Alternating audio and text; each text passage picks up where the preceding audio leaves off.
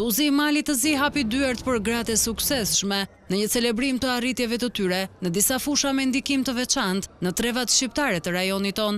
Në ceremoninë zyrtare të pritjes, gazetarja e Top Channel Genta Popa Prodani u vlerësua me medaljen e mirënjohjes për realizimin e emisioneve dhe projekteve me tema shoqërore, kulturore dhe historike me ndikim në publik, çmim ky që ju dorëzua nga zëvendës kryeministri i Malit të Zi, zoti Nik Gjelaj.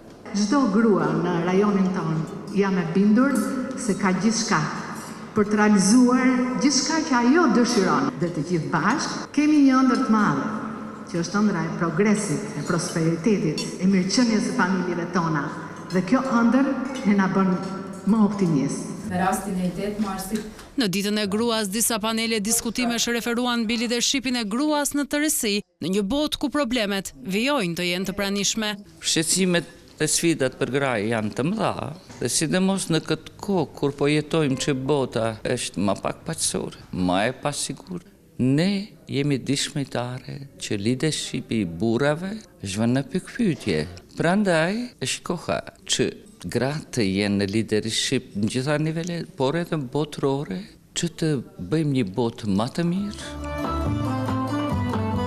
Gruaja dhe turizmi ishte tema që shënjoi në veçanti diskutimet në Tuzë, duke pasur parasysh mundësinë e madhe që turizmi krijon për të lidhur edhe më shumë me njëri tjetrin, përmes fuqizimit të lidhjeve rajonale dhe më gjerë. Në këtë rrjet të gruas që tashmë është solide, është një platformë që funksionon, vën fokusin te promovime, te vlera dhe trashëgimia dhe më në fund te gastronomia dhe te gruaja shqiptare. Dhe nëse ne e vlerësojmë, e duam, e nxjerrim në pa, besoj fort se ekonomia vendore do heci, do zhvillohet akoma më tepër dhe do kemi më pak të ri që na ikin. Eventet u mbyllën në sheshin Skënderbej të Tuzit, ku në një kuzhinë të hapur u promovuan disa gatime tradicionale, siç është maza e malësisë së kësaj zone, një pasuri e trashëgimisë kulturore të grave në breza.